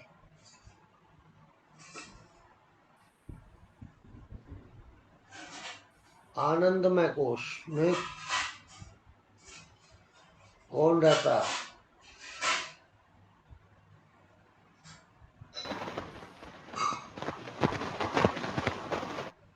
आत्मा। सही है, उत्तर सही है। भले ही वो तुक्केबाजी से आया हो, लेकिन आ गया। तो योग दर्शन में योगस चित्त वृत्ति निरोधा। चित्त क्या है, चित्त के गुण कितने हैं, उन गुणों का क्या गुण है, चित्त की अवस्थाएं कितनी हैं, किस अवस्था में कौन सा गुण प्रधान रहता है, हाँ? और इसके अतिरिक्त वृत्ति क्या है, वृत्ति कितने प्रकार की हैं, विचारात्मक और भावात्मक तरंगे क्या हैं। अब आप लोगों को ये करना चाहिए, मेरी सलाह है, मानना ना मानना आपकी जिम्मेदारी है, कि हम तो कल से ग्रुप में नहीं आएंगे, और आप में से कोई, प्रीति जी का भी काम समाप्त हो जाएगा, वो आपको सहयोग करना चाहे बात अलग है। आप कोई लिंक बनाइए और उस लिंक को रोज क्लास को ऐसे ही चलाइए, और गुरुजी मैं एक कर रहा हूँ। विषय पहले दिन तय कर लीजिए। उस विषय पर सभी अपने ऑब्जेक्टिव प्रश्न लाए बना करके, ठीक है? जैसे योग दर्शन के 5 सूत्र ले लिए एक दिन, भाई 5 सूत्रों पर जो भी क्वेश्चन बनेंगे सब बनाए, ऑब्जेक्टिव क्वेश्चन बनाए, उनका उत्तर भी लेके आए साथ में, उसको डिस्कशन करिए ग्रुप में। और अगर आपने सोचा होगा कि बड़ा अच्छा हुआ, कोर्स खत्म हो गया, गुरुजी से पीछा छूट गया, तो फिर मामला गड़बड़ा है। अच्छा गुरु, इसमें किस प्रकार से कर लिया जाए? लोग जो है जी, वास्तविकता तो यही है सर, कि कठिन क्लास तो आपकी ही की ही, बाकी तो लोगों ने जो है उसे अच्छे रूप में लिया, मर्म चिकित्सा को लिया, आयुर्वेद को भी सही तरीके से इसमें पढ़ा है। आपकी चिकित्सा, आपका जो है वो है योग दर्शन, कुछ लोगों के सिर से ऊपर निकल गया। अब मेरे से पढ़ाना नहीं आता, बस क्या कह सकता हूँ। नहीं, आपने जिस तरह से पढ़ाया उतना तो जो है किसी में है भी नहीं, कहीं पर है ही नहीं जो है। मैं तो नोट कर रहा हूँ और उसके बावजूद मुझे कहीं नहीं मिल रहा। ये तो मुझे कहीं मिल भी नहीं रहा जितना आपने पढ़ाया। मैं तो आपको दोबारा रिपीट कर रहा हूँ पीछे से, आपकी यूट्यूब से। जो यूट्यूब से पढ़ोगे तो कुछ नहीं पढ़ पाओगे। यूट्यूब वाले का ध्यान आपको पढ़ाने पे नहीं है, उसको तो कितने लाइक मिले, कितना पैसा यूट्यूब देगा। आपकी जो यूट्यूब है, दोबारा रिपीट कर रहा हूँ, जो आपने जो पढ़ाया है उसे, उसी को। डॉक्टर साहब, आप आर्यन यादव, माइक एक शब्द माइक मत खोलो। डॉक्टर साहब, आपको की आवाज नहीं आती, दिक्कत ये है। गुरुजी, आपके पढ़ाए हुए लेक्चर रिकॉर्ड है करके मैम ने यूट्यूब पे डाल दिए हैं, तो मतलब क्लास में अगर हमसे कुछ लिखने में छूट जाता है या समझ में नहीं आता, तो वो हम दोबारा से लेक्चर देख रहे हैं, जितने भी 1-2 घंटे का भी जो भी होता है, उसे दोबारा से देखकर फिर सारे नोट्स बना रहे हैं, अब ये कर रहे हैं। बहुत सुंदर। तो फिर पढ़ाने की जरूरत क्या थी? फिर तो मैं आपको लेक्चर तैयार करके और वो ही दे देता, क्योंकि आपको उस समय तो कुछ समझना नहीं है, कोई प्रश्न आप पे होता नहीं है, बाद में सुनते रहते हैं, परीक्षा दे देते। क्लास का नहीं क्या फायदा? गुरुजी, जब ये पढ़ना शुरू किया था तो सच में कुछ समझ में नहीं आ रहा था, पर धीरे धीरे जैसे जैसे इसको पढ़ते गए तो समझ में भी आने लगा, और मतलब थोड़ा मतलब पहुंचा, दिमाग तक भी पहुंचा। पर ये है ना कि हम इसके आदी नहीं है ना, तो अब जब खत्म होने पे आया है तब लग रहा है कि अभी और पढ़ते तो और अच्छे से समझ सकते हैं, अगर पहले से थोड़ा बहुत जानते तो इसके बारे में। बिल्कुल जानते ही नहीं थे इसके बारे में, तो इसीलिए समझ में नहीं आया था। ऐसा कौन व्यक्ति है जो अपने आप को ना जानना चाहता हो, जो ये ना जानना चाहता हो ये आत्मा होती क्या है, जो ये ना जानना चाहता हो कि ये मन होता कैसे है, ये दुनिया बनी कैसे है। सांख्य दर्शन में पढ़ाया गया आपको, तो सब जानना चाहते हैं, लेकिन रुचि कम होती है। ऐसा जितने साधारण शब्दों में मैंने आपको बात बताई, एक एक बात कई कई बार रिपीट करके, किसी भी पुस्तक में इतने साधारण शब्दों में नहीं मिलेगा। आप स्वामी जी का योग दर्शन उठा करके देखिए, अगर आपके सर से ऊपर क्या कई किलोमीटर ऊपर से उतर जाएगा, आप समझ ही नहीं पाएंगे। मैंने आपको एक पुस्तक का नाम लिखवाया, आज तक किस किस ने खरीद ली योग दर्शन की वो पुस्तक? तो रेणु जी अब तो हमें समझ तो आ जाना उपलब्ध ही चाहिए। नहीं हो पा रही कहीं पर। मैं तो जो है मेरे को उपलब्ध ही नहीं हो पा रही है। मैंने 4-5 लोगों से कहा है जो पूर्व के जो है शिक्षार्थी रहे हैं, उनको बताया भी है, तो उन्होंने कहा तब हम अमेजोन से मंगा लीजिए, वो अपने आप ढूंढ के देंगे। अमेजोन से मंगा लीजिए, ये काम उनका है ढूंढने का, वो अपने आप ढूंढ गुरुजी के मैंने देंगे। मंगाई है लेकिन मेरे पास नहीं आई है, वो इंडिया में गई है, यहाँ पर नहीं भेजता वो लोग। नंदलाल दसोरा की, देखिए मैंने बहुत सारी, स्वामी जी की भी पढ़ी है, नंदलाल दसोरा जी की भी पढ़ी है, और वो खन्ना जी की भी पढ़ी है, बहुत सारी पढ़ी है। लेकिन जितनी सरल भाषा,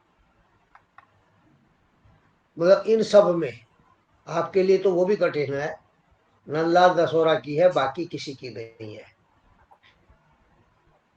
और मैंने जिस भाषा में पढ़ाया है उससे सरल भाषा किसी पुस्तक में है ही नहीं।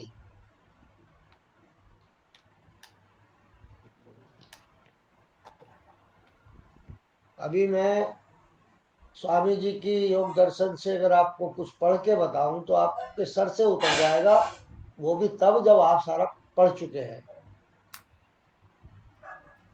तो भाई देखिए, आप लोग अब तैयारी करिए और प्रातः सत्र को बिल्कुल भी मिस ना करें, क्योंकि आप जो नंबर सिक्योर करेंगे, आपको पता है पिछले बैच में मैंने डाला भी था ग्रुप में, पिछले बैच में 26 लोग थे और पास कितने हुए? 6 पास हुए हैं।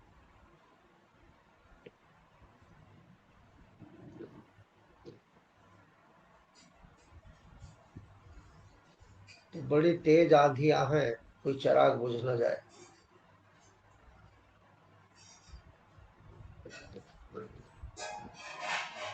तो पढ़िए, मेहनत करिए।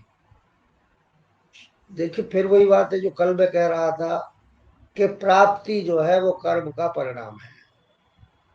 प्राप्त तभी होगा जब कर्म करोगे, ऐसा कोई शॉर्टकट जीवन में है ही नहीं।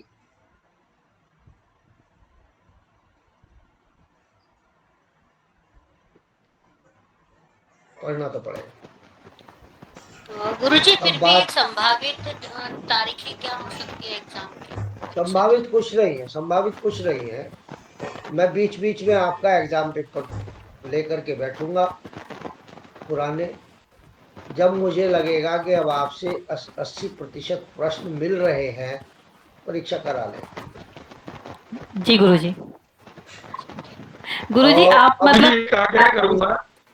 अब इसमें दो बातें हैं कि कुछ छात्रों का तो ये मानना होता है कि जी अभी तो गुरुजी ताजा ताजा है, हमें याद भी है, और आपने अगर लेट कर दिया एग्जाम लेने में तो जो याद है वो भी भूल जाएंगे, किताब खोल के हम देखते नहीं दोबारा।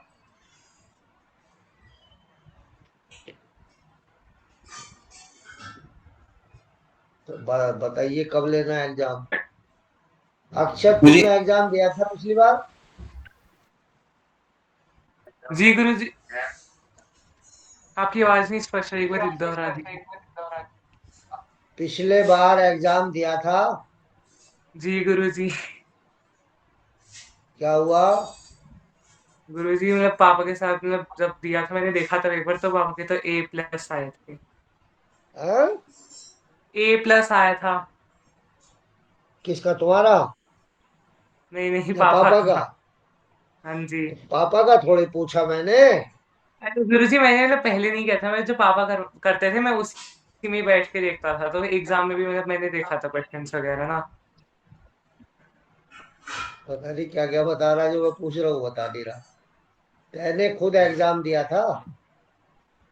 नहीं गुरुजी। नहीं दिया था। चलिए खैर, अब बंद करते हैं।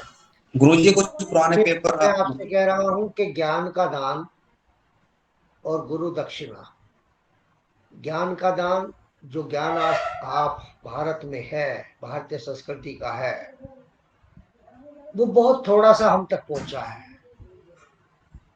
जो तक्षशिला और नालंदा विश्वविद्यालयों के अंदर ज्ञान भरा पड़ा हुआ था, एक बख्तियार खिलजी नामक मुगल ने, मूर्ख ने उसमें आग लगा दी, ये कह के कि कुरान के अलावा कोई सब ज्ञान बेकार है।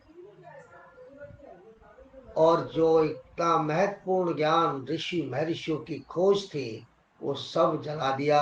6 महीने तक वो लाइब्रेरी जलती रही, इतना साहित्य था।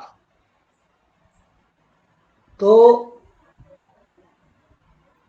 अब जो ज्ञान हम तक पहुंचा है वो लिखित वाला तो खत्म हो गया, श्रुति परंपरा से पहुंचा है। मैंने आपको बताया, आपने अगले को बताया, उसने उससे अगले को बताया। तो ये जो श्रुति परंपरा है ये निर्बाध चलती रहनी चाहिए और यही ज्ञान का दान है। अगर ज्ञान का दान लोग ना करते तो हम तक इतना ज्ञान भी नहीं पहुंच पाता। वही काम आज हम कर रहे हैं कि ज्ञान का दान आपको कर रहे हैं, आप इस ज्ञान का दान आगे करेंगे। तो अब उसके 2 तरीके हैं। वेदों में कहा गया है कि बहुत बड़ा दान माना गया है ज्ञान का दान, क्योंकि भगवान कृष्ण ने बार बार कहा है कि ज्ञान से बढ़कर कुछ भी नहीं है, ज्ञान से बढ़कर बंधु नहीं। तो सबसे ऊपर मति रखी है, मति, बुद्धि, ज्ञान सबसे ऊपर रखा है। तो इस ज्ञान का दान ना करने वाले पाप के भागी होते हैं, उनका पुण्याशय समाप्त हो जाता है। या तो हम बुद्धिहीन हो, हमें ज्ञान ही ना हो। अब आपको बहुत सारा ज्ञान मिल गया है तो ये ज्ञान अगली नस्लों में बदलना चाहिए, उन तक पहुंचना चाहिए। ये हम सबकी जिम्मेदारी है। तो जिस प्रकार से हम निस्वार्थ सेवा करके आप लोगों के लिए कई कई घंटे निकाल करके पढ़ाते हैं, अब आपकी भी जिम्मेदारी बनती है।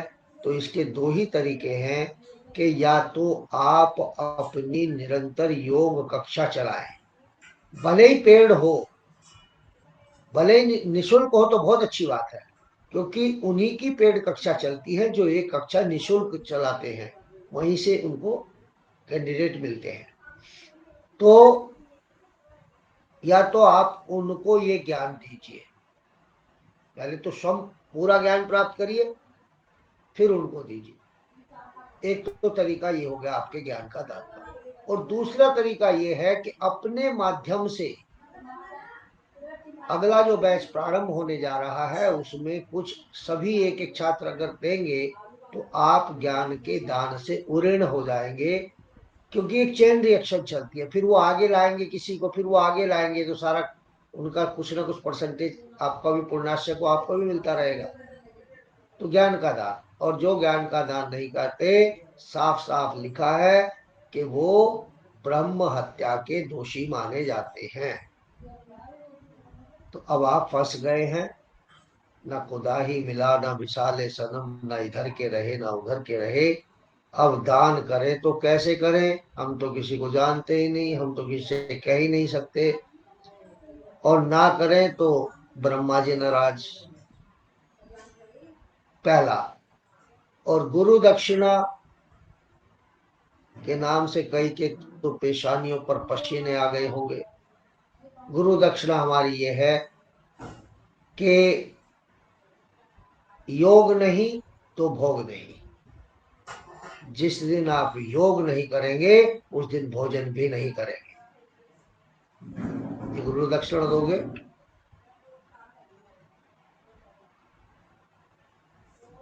जिस दिन योग का त्याग किया उस दिन आपको भोजन का भी त्याग करना होगा। तैयार हो? गुरु की दक्षिणा, गुरु की दक्षिणा का तो ब्रह्म बहुत बड़ा पाप है। हाँ तैयार है गुरुदेव। तैयार है तो बड़ी अच्छी बात है। मैं देखने नहीं जाऊंगा, आपको कौन देखेगा? वो ब्रह्म देखेगा जो आपके भीतर भी है, आपके बाहर भी है, कि आप गुरु की आज्ञा का अवज्ञा तो नहीं कर रहे हैं। तो जिस दिन गलती से व्यस्तता के कारण योग छूट जाए तो उस दिन भोजन का भी उपवास कर ले। योग नहीं तो भोग नहीं। ठीक है, और किसी की गुरुजी कोई इसका जिज्ञासा हो, प्रश्न हो? इसका उल्टा हो सकता है क्या? जैसे जिस दिन हमारा व्रत हो उस दिन योग ना किया जाए। वो तो वही तो कह रहा हूं मैं। वेरी स्मार्ट जिस दिन क्वेश्चन। आपने योग नहीं किया उस दिन उपवास रखिए। और जिस दिन उपवास हो उस दिन योग ना करे तो चलेगा? अरे भाई, आपकी समझ में क्यों नहीं आती बात? वही तो मैं बोल रहा हूँ। गुरुजी आपके शिष्य बहुत स्मार्ट हैं।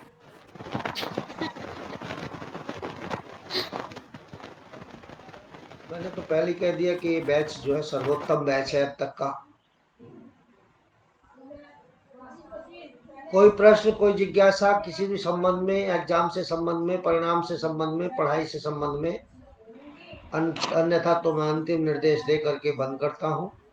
गुरुजी कुछ क्वेश्चन पेपर पुराने हैं उनको तो भेज दीजिए प्लीज, वो हम और उनसे प्रैक्टिस कर। क्वेश्चन पेपर भेजूंगा नहीं, क्वेश्चन पेपर बीच बीच में आके पूछूंगा ताकि मुझे पता लगे आप किस लेवल पर खड़े हैं, परीक्षा देने योग्य हो गए कि नहीं हो गए।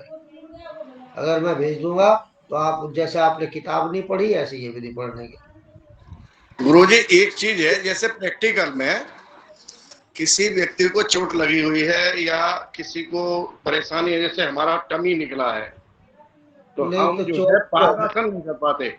हस्तपादासन चोट जो है सूर्य नमस्कार में है, तो पूरा जो है हाथ जमीन पर नहीं जाता, केवल जो है थोड़ी सी उंगली छूती है अभी, तो हाँ, उसमें कोई कुछ बात जो है नहीं। छूट मिलेगी?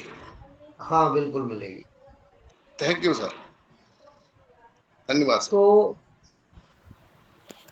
नहीं गुरुजी, मेरा एक एक फोन, प्रश्न, गुरुजी एक प्रश्न और है। जैसे अगर मान लीजिए एग्जाम वो उस टाइम पर हो जब हम नहीं दे पाए, अगर तो मतलब प्रैक्टिकल।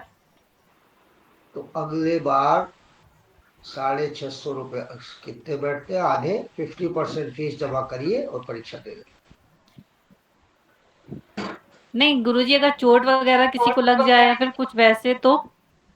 कुछ भी हो, क्योंकि ये हम पहले क्या करते थे कि किसी की परीक्षा छूट गई तो उसको अगले बैच में दिलवा देते थे, तो लोगों ने हैबिट बना लिया इसको।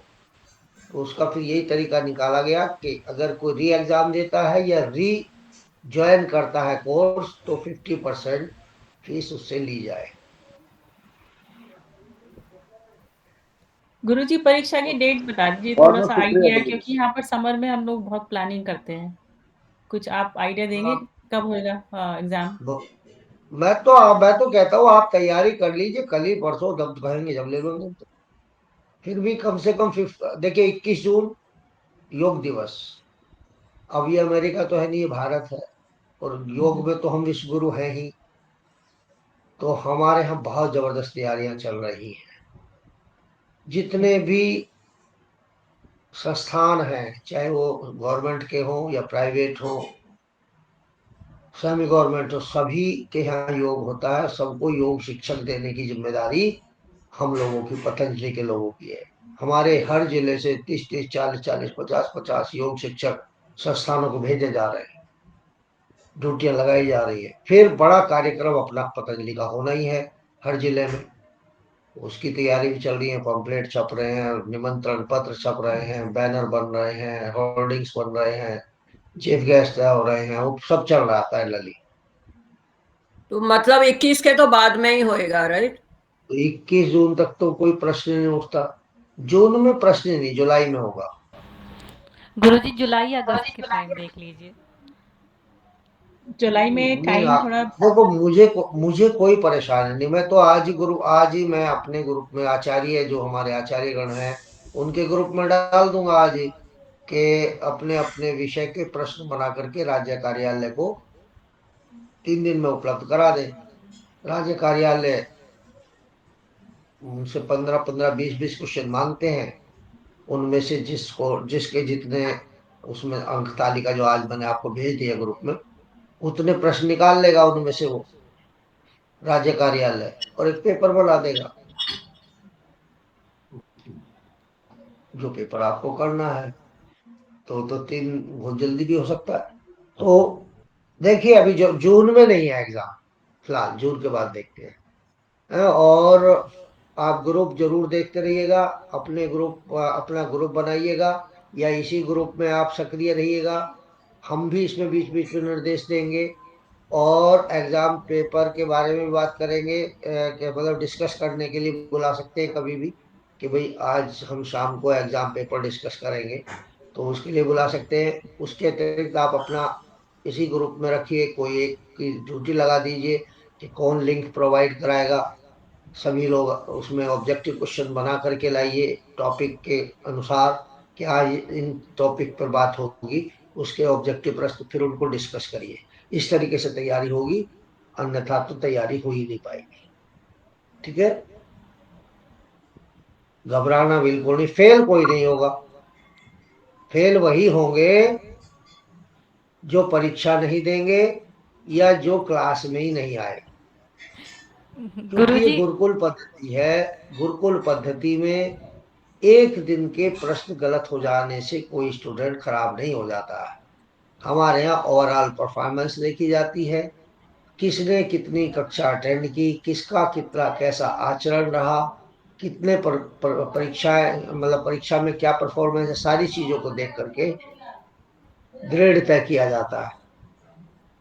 तो जो लोग डेली आ रहे हैं, जिनकी उपस्थिति अच्छी है, वो उनमें से कोई फेल नहीं होगा, भले ही वो पास का ही मिले उसको सर्टिफिकेट, लेकिन मिल जाएगा। बी ग्रेड, सी ग्रेड, पास। अब ये कुछ लोग तो कभी कभी दिखते हैं ना क्लास में। अब देखिए आज 22 लोग हैं, 22 में प्रीति जी भी हैं, मैं हूं, तो 20 लोग समझ गया। 62-64 लोगों में से 20 लोग हैं। ठीक है, शांति पाठ कराइए। गुरुजी आप गीता पढ़ाने के लिए भी कह रहे थे ना? गीता एक बैच को नहीं पढ़ाते हैं, जब कई सारे बैच हो जाएंगे तो फिर गीता 18 दिन लगते हैं, पुरुषार्थ करना पड़ता है उसके लिए। गुरुजी एक एक बात दिन और, में एक प्रश्न और है। जैसे अगर अब तो क्लास ये खत्म हो जाएगी, तो मतलब अगर आपसे या फिर हमें कोई प्रश्न या कुछ पूछना हो तो फिर आपसे तो कैसे? मेरा फोन 24 घंटे खुला होता है, आप जब चाहें जब बात कर सकते हैं। नंबर 9760095129। ग्रुप वाले नंबर पे बात नहीं होगी, ओके। जो ग्रुप में नंबर है व्हाट्सएप नंबर, उस पर बात नहीं हो पाएगी। उस पर व्हाट्सएप चैट हो गुरुजी सकती एक बार रिपीट कर दीजिए। है। 9760095129। ये कॉलिंग नंबर है, व्हाट्सएप नंबर ग्रुप में है। व्हाट्सएप पर बात करनी हो तो उस पर चैट कर सकते हैं, और अन्यथा आप कॉल करके बात कर सकते हैं। गुरुजी धन्यवाद अच्छा, गुरुजी। और गुरुजी कुछ एक प्रश्न सब था। छात्र ये समझते हैं कि गुरुजी सबको पहचानते ही हैं, वो अपना नाम नहीं लिखते, नीचे संदेश भेज देंगे, मुझे पता ही नहीं चलता किसने भेजा है। अब मुझे गुरुजी सबके फोन नंबर एक मिस हो गया आपका। 976095129। 97609129।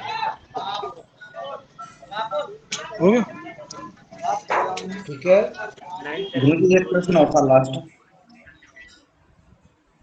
हाँ गुरुजी एक प्रश्न और पूछना था लास्ट।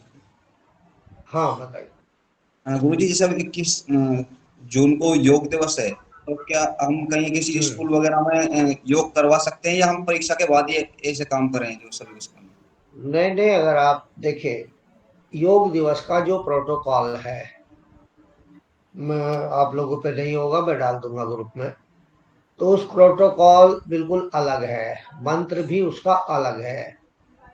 वहां पर आप सूर्य नमस्कार नहीं करा सकते, ओम का मंत्र नहीं बोल सकते। वहां पर है ओम सम गच्छध्वम सम वदध्वम सम वो मानांसी जानता देवा भागम यथा पूर्वे संजाना उपासक। ये आपकी पीडीएफ में भी दिया हुआ है, योग रोगानुसार पीडीएफ। ये मंत्र है, गिरिवा संचालन है, स्कंद संचालन है, कटी संचालन है, तो ये एक अलग प्रोटोकॉल, अगर आप उसे करा सकते हैं तो कराइए, कोई प्रॉब्लम नहीं।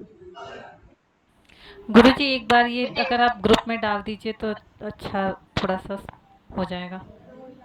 अरे प्रियंका जी, ये आपकी रोगानुसार पीडीएफ में है। नहीं, आप जो प्रोटोकॉल बता रहे हैं ना 21 जून का योग दिवस का। प्रोटोकॉल मैं ग्रुप में डाल दूंगा, लेकिन एक बात ध्यान रखिए कि कहीं भी आप ऐसा कोई उल्टा सीधा मत करा देना जिससे संस्थान बदनाम हो। कहो तो कि हम पतंजलि से आए हैं, पता लगा कि वहां कुछ गड़बड़ कर दी, क्योंकि वहां मिक्स पॉपुलेशन होगी, हिंदू भी होगा, मुसलमान भी होगा, सिख भी होगा, ईसाई भी होगा, जैन भी होगा, बौद्ध भी होगा। तो आपको इसीलिए वो प्रोटोकॉल बनाया गया है। गुरुजी हम यूएसए में भी कर रहे हैं जून 21 में योग दिवस। हाँ आप कर रहे, बड़ी अच्छी बात है, करिए, तो संभल के प्रोटोकॉल में डाल देता हूँ, अभी डाल देता हूँ, फिर याद रहे ना रहे, ये जो है बहुत जरूरी है प्रोटोकॉल।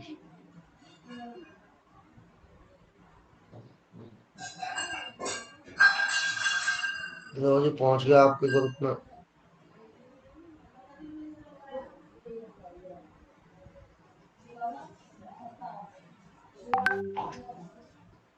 ठीक है, चलिए शांति पाठ कराइए 8 बजे।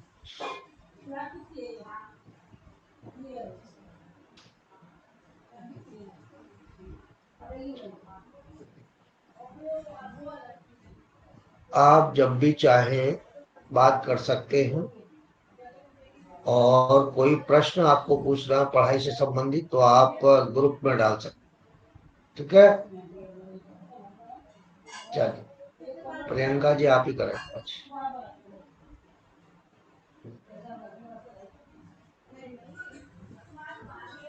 माइक माइक माइक माइक खोले पहले। हाँ, यस। गुरुजी पूर्ण आहुति मंत्र याद किया है, तो कल ही मैं कोशिश की है याद करने की अच्छे से।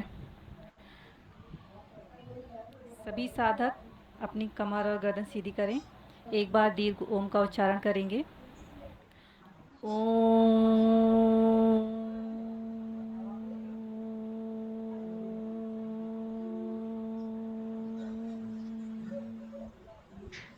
पूर्णमद पूर्णमेदं पूर्णस्य पूर्णमुदच्यते पूर्णस्य पूर्णमादाय पूर्णमेवावशिष्यते।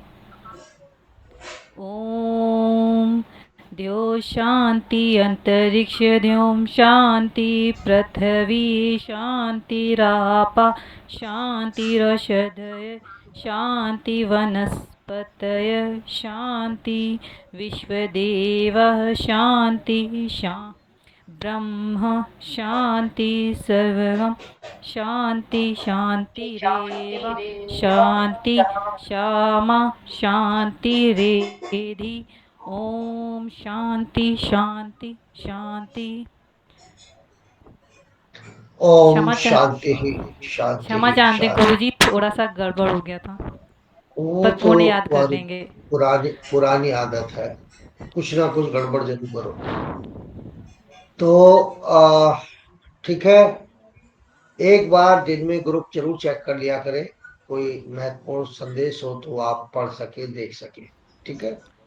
गुरुजी आपको कोटि कोटि धन्यवाद।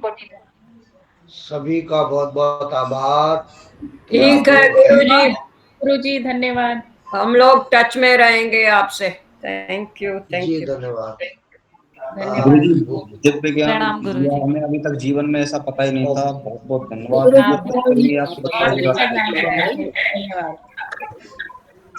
प्रणाम गुरुजी। प्रणाम गुरुजी। गुरुजी सभी को प्रणाम। ओम शुभ रात्रि। ओम गुरुजी। धन्यवाद गुरुजी। हमारे घर है काम है मुंह का। ये तो आज ओम धर्मेश्वरी वशिष्ठा, ये तो आज पहली बार देख रहा हूँ उनको। नहीं गुरुजी मैं आती हूँ। तो आपने आज पहली बार वीडियो खोला होगा। देखिए जो जिनकी वीडियो नहीं खोलती हम उनको पहचानते भी नहीं। प्रैक्टिकल में फिर गुरुजी मैं बाहर हूँ इसलिए वीडियो ऑफ रखती हूँ। बाहर से वीडियो ऑफ रखने से क्या मतलब होता है? नहीं गुरुजी यहाँ थोड़ा नेटवर्क की प्रॉब्लम है इसलिए। अच्छा, वो आज नहीं है, जी कोई बात। चलिए, शुभ रात्रि। शुभ रात्रि। ओम गुरुजी। ओम सभी को। वैसे दुनिया का